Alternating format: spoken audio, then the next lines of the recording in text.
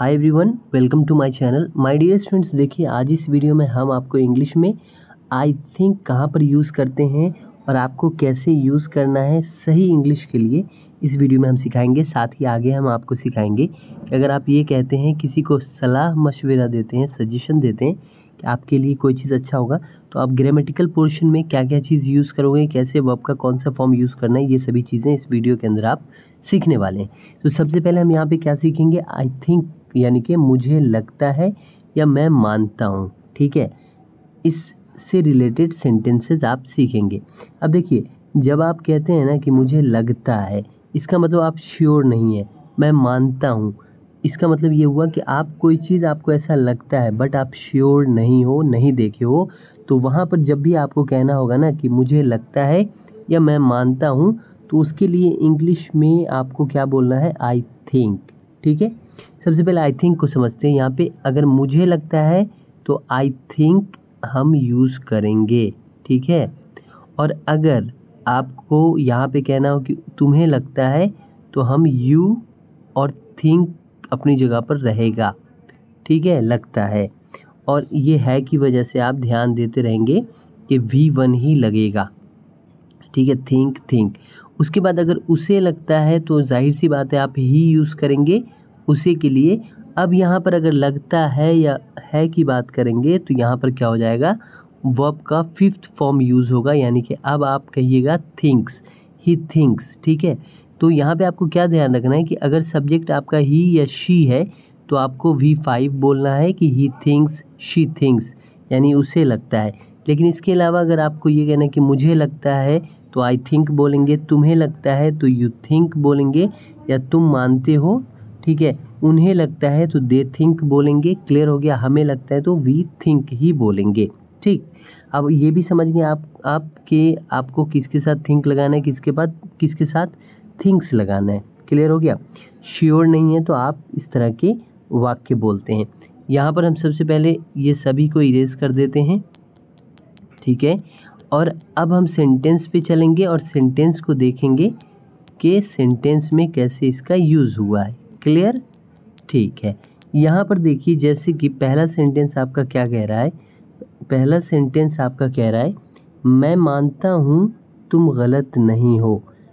इसका ये मतलब हुआ कि अगर कोई आदमी कहीं पर गलती किया है या नहीं किया, ये आप नहीं जानते हैं, आप श्योर नहीं है, लेकिन आपका मानना है कि वो आदमी गलत नहीं है। तो जैसे कि आपने कहा कि मैं मानता हूँ तुम गलत नहीं हो, तो आप क्या बोलेंगे कि I think you are not wrong. ठीक है, उसी तरीके से मैं मानता हूँ तुमने कड़ी मेहनत किया। ठीक है, तो यहाँ पे क्या हो जाएगा कि आई थिंक, मैं मानता हूँ तो आई think you worked hard. You worked hard का क्यों हुआ, क्योंकि यहाँ पे कड़ी मेहनत किया, ये जो वर्ब का सेकेंड फॉर्म होता है।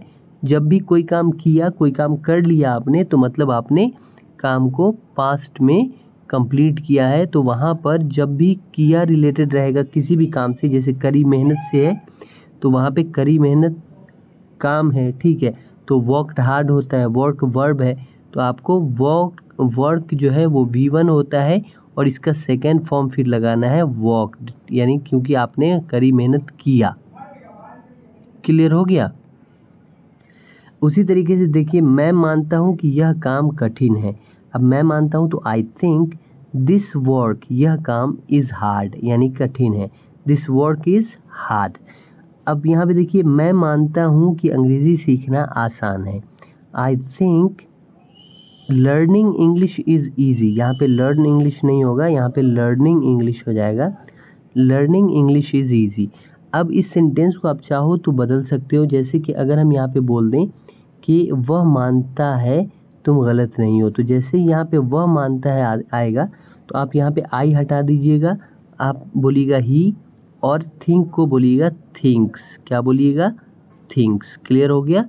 तो इस तरीके से आपको अगर जब भी इंग्लिश में कहना है कि मैं मानता हूँ या मुझे लगता है, तो आई थिंक बोलेंगे, तुम मानते हो या तुम्हें लगता है तो यू थिंक बोलेंगे, वह मानता है या उसे लगता है तो ही थिंक्स बोलेंगे। आगे सेंटेंस कंप्लीट करेंगे। अब आइए हम ये जानते हैं कि कोई चीज़ आपके लिए अच्छा होगा, ऐसे वाक्य हम कैसे बनाते हैं। ओके, अब देखिए, आपके लिए अच्छा होगा, मतलब आपके लिए अच्छा होगा, क्या अच्छा होगा, वो सलाह आपको मिलने वाला है आगे। तो अब यहाँ पर जो भी चीज़ अच्छा होगा वो आपका कोई ऐसा काम होगा, ठीक है। तो यहाँ पर जो भी काम होगा आपको हैड बेटर के बाद उस काम का V1 लगाना है। क्या लगाना है? वर्ब का पहला फॉर्म। मैं पहले समझा देता हूँ ताकि आपको कन्फ्यूज़न नहीं हो। तो हैड बेटर के साथ आपको क्या लगाना है? V1, वर्ब का पहला फॉर्म। अब तुम्हारे लिए अच्छा होगा तो हम बोलेंगे यू हैड बेटर, यानी कि सब्जेक्ट ही मेन है। हैड बेटर हमेशा रहेगा ऐसे वाक्य के लिए। अगर हम कहते हैं कि तुम्हारे लिए अच्छा होगा तो यू हैड बेटर। अगर यहीं पे सेंटेंस ये हो जाए कि उसके लिए अच्छा होगा तो क्या हो जाएगा? यहाँ पे देख लीजिए, मैं लिख देता हूँ। उसके लिए अच्छा होगा तो हम ही लगा देंगे, बाकी हैड बेटर अपनी जगह पर रहेगा। क्लियर हो गया? हैड बेटर चेंज नहीं होगा ऐसे वाक्य के लिए। अगर कोई लड़की है उसके लिए अच्छा होगा तो हम बस शी लगाएंगे और हैड बेटर लगा देंगे। मेरे लिए अच्छा होगा तो हम आई लगाएंगे और हैड बेटर लगाएंगे। बाकी अगला रूल जो V1 का है वो भी अपनी जगह पे ही रहेगा। उन लोगों के लिए अच्छा रहेगा तो हम क्या लगाएंगे? दे लगाएंगे और हैड बेटर अपनी जगह पर आ जाएगा। बस आपको सब्जेक्ट चेंज करना है। तो ये कितना आसान तरीका है। एक सेंटेंस जो है, एक रूल पे आप कई तरीके से सेंटेंस बना सकते हो और ढेर सारे जो सब्जेक्ट हैं उनका यूज़ करके आप जो है ऐसे वाक्य बोल सकते हो। तो ये एक आसान तरीके में मैं आपको इंग्लिश समझाता हूँ। तो आपसे एक छोटा सा रिक्वेस्ट है, अगर आप हमारे चैनल पे इस वीडियो को देख रहे हो तो वीडियो को लाइक ज़रूर किया कीजिए और साथ ही अगर नए हैं तो चैनल को सब्सक्राइब ज़रूर कीजिए, ठीक है। अब आइए हम एक एक करके प्रैक्टिस करते हैं और समझते हैं कि हैड बेटर का यूज़ कैसे हुआ है। और जब भी आप इंग्लिश बोलें और आपको किसी को सलाह देना हो कि आपके लिए ये काम अच्छा होगा तो आप भी आसानी से इंग्लिश में बोल सकें। ओके, तो सबसे पहला हमारे यहाँ पर क्या है? देखिए, सबसे पहला है हमारा आपके लिए इंग्लिश बोलना अच्छा होगा। अब ये जो आपके लिए क्या बोलना अच्छा होगा? इंग्लिश बोलना अच्छा हो गया होगा। तो सामने वाले को क्या सलाह दिया जा रहा है कि उसके लिए क्या अच्छा होगा? अंग्रेज़ी बोलना। तो अंग्रेज़ी नाउन है और बोलना क्या है? वर्ब है, ठीक है। जिस भी हिंदी में अगर किसी भी वर्ड के लास्ट में ना लगा रहेगा तो समझ जाइएगा कि वो वर्ब है और वर्ब के फॉर्म्स चेंज होते हैं, जैसे कि V1, V2, V3, V4, V5। Okay, तो ये आपको वर्ब फॉर्म याद होना चाहिए। तो यहाँ पर जो हैड बेटर के साथ वर्ब का फॉर्म लगेगा वो पहला ही लगेगा। तो जो भी वर्ब होगा उसका पहला फॉर्म लगाएंगे। तो जैसे यहाँ पर आपके लिए क्या बोलना अच्छा होगा? इंग्लिश बोलना अच्छा होगा। तो बोलना की इंग्लिश क्या होती है? स्पीक। और स्पीक वर्ब का पहला फॉर्म होता है और इसका सेकेंड होता है स्पोक, ठीक है। थर्ड होता है स्पोकन। समझ में आ गया बात? अब देखिए, इसमें पहला फॉर्म जो ये वाला है हमें यही यूज़ करना है, इस दोनों का काम नहीं है।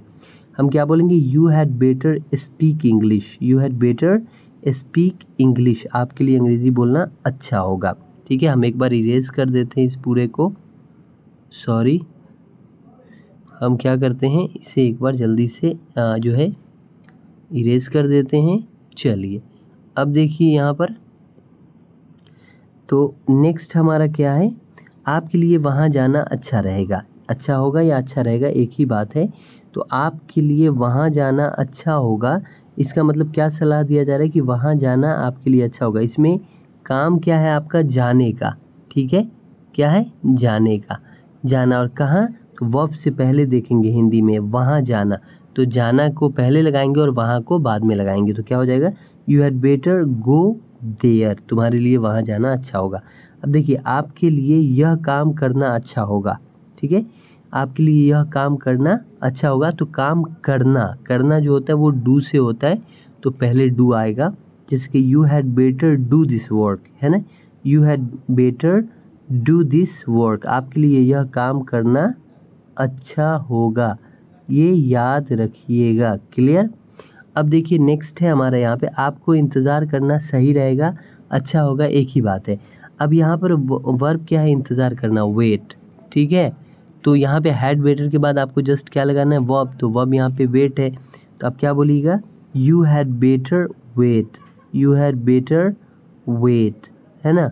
आपको जो है आपको इंतज़ार करना सही रहेगा, या आपको इंतज़ार आपके लिए अच्छा होगा कि आप इंतज़ार करें, इसके ये मतलब हुए। उसके बाद लास्ट वाला देखिए, मुझे अब निकलना सही रहेगा या मुझे अब जाना अच्छा रहेगा। जाना का इंग्लिश होता है लीव, ठीक है। लीव का मतलब जाना, छोड़ना, क्लियर। लीव वर्ब का फर्स्ट फॉर्म होता है, क्लियर हो गया। तो यहाँ पर जाना के लिए हम लीव का यूज़ करेंगे। लीव किसके बाद यूज़ होगा? जस्ट बेटर के बाद, क्लियर है। वर्ब किसके बाद यूज़ होता है? बेटर के बाद। ऐसे वाक्य में मुझे अब निकलना सही रहेगा या मुझे अब जाना सही रहेगा, तो हम क्या बोलेंगे? I had better leave now. Now क्यों? क्योंकि अब। और यहाँ पे वर्ब क्या है? निकलना। निकलना का क्या होता है? लीव। तो हमने बता दिया कि बेटर के बाद ही आपको वर्ब लगाना है।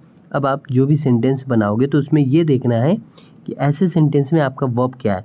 तो आपको जो है बेटर, हैड बेटर के बाद वर्ब लगा देना है, वो भी फर्स्ट फॉर्म में, और अपने वाक्य को कंप्लीट कर लेना है। तो यहाँ पर मुझे अब निकलना सही रहेगा, I had better leave now. अब देखिए यहाँ पर तो तुम्हें था तो यू लगा, लेकिन यहाँ पे मुझे है तो आई लगा है, ठीक है। तो सब्जेक्ट पे भी ध्यान रखना है।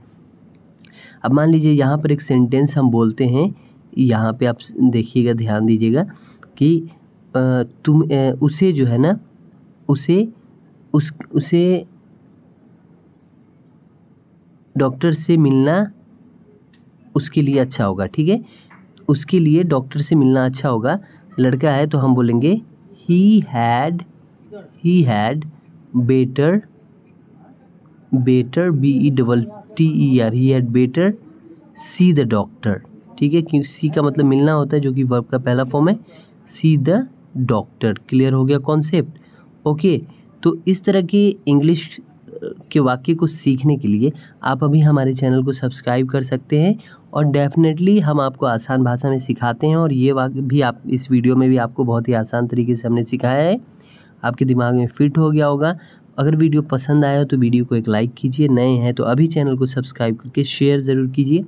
मिलते हैं नेक्स्ट वीडियो में एक नई टॉपिक के साथ, तब तक के लिए bye bye. Thanks for watching.